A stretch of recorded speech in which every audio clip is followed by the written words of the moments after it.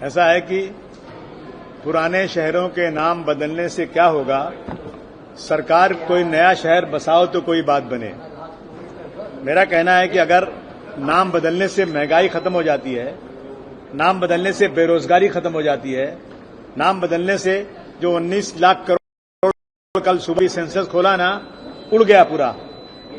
नाम बदलने से देश का जो लॉ एंड ऑर्डर सही हो जाता है, तो मैं कहता हूं कि एक जगह का नाम नहीं, पूरे देश का नाम बदल दो, हम स्वागत करेंगे।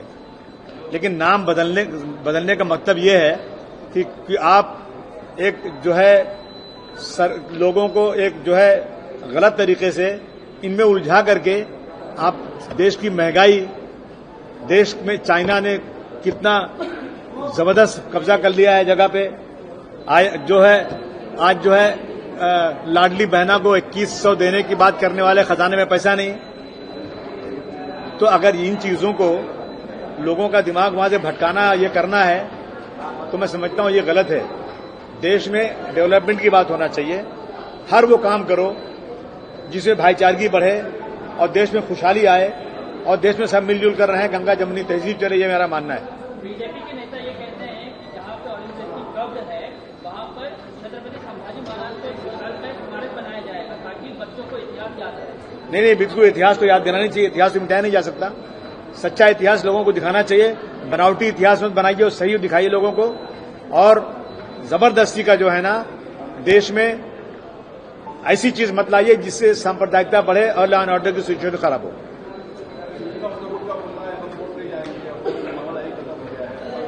किसका बोलना है? कोर्ट को लेकर शिवसेना उद्धव बाला साहब ठाकरे ने कहा है कि हम सुप्रीम कोर्ट नहीं जाएंगे, बाकी लोग सुप्रीम कोर्ट जा रहे हैं। यहाँ पे हमें जो कहना था वो हमने कह दिया और यहाँ पे चैप्टर क्लोज है वक्फ बोर्ड को लेकर। नहीं, ऐसा है कि वो जाएं या नहीं जाएं, लेकिन इसमें हमारी जो सबसे जिसको हम फॉलो करते हैं, मुस्लिम personal law board, Jamaat Islami, Jamiatul उलमा है, ये सब लोग कोर्ट की तरफ जा रहे हैं और 16 तारीख शायद कोर्ट में, सुप्रीम कोर्ट में बनी है। हमें उम्मीद है कि जरूर जो कुछ इसमें ऑब्जेक्शन है, जो पॉइंट्स ऐसे हैं जो हमारे खिलाफ हैं, हमें सुप्रीम कोर्ट से जरूर इंसाफ मिलेगा, हमें पूरी उम्मीद है।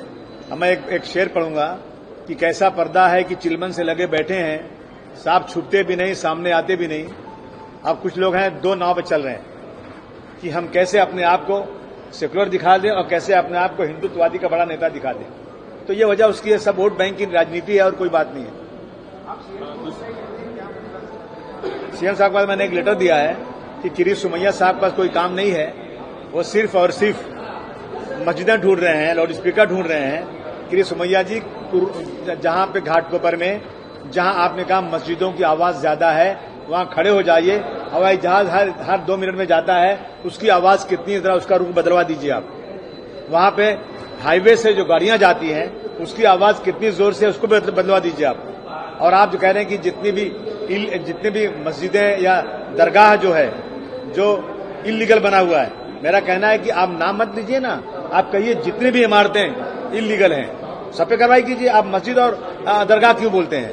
आपकी सांप्रदायिकता जो है ना, देश को बर्बादी की तरफ ले जाएगी। ये मैंने उनको चिट्ठी दिया है और सीएम साहब से कहा उनको रोकिए, वो ज्यादा आगे बढ़ रहे हैं। उत्तर भारतीय सेना की तरफ से सर्वोच्च न्यायालय में वजह से जो पक्ष है उन पर बंदी आनी चाहिए ऐसी मांग की गई है।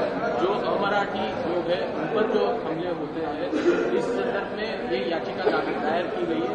आप क्या लगता है ऐसे होना चाहिए? मैं समझता हूं कि मुख्यमंत्री को या जो भी सरकार जब आती है उनको इस बात को ध्यान देना चाहिए कि एक समुदाय के लोग जो बहुत मेहनत करते हैं, जब कोविड आया था तो सारे परेशान हो गए थे, यहां से गाड़ियां भेज रहे थे कि आ जाओ यहां पर, एडवांस पैसे भेज रहे थे उत्तर भारतीयों को, बिहार जितने हैं, और उनको गाली दी जा रही है और चुपचाप ये जो है सरकार देख रही है। जब इलेक्शन आता है तो आप उत्तर प्रदेश से नेता बुलाते हो और बुला करके उत्तर भारतीयों को अपनी तरफ खींचने की कोशिश करते हो, और जब उत्तर भारतीयों को अपमानित किया जाता है बोलते नहीं हो। मैं समझता हूं कि जिन्होंने भी पिटीशन डाला बिल्कुल ठीक डाला है और ऐसे लोगों पर पाबंदी लगनी चाहिए जो मराठी और उत्तर भारतीय के नाम पर लोगों को बांटना चाहते हैं।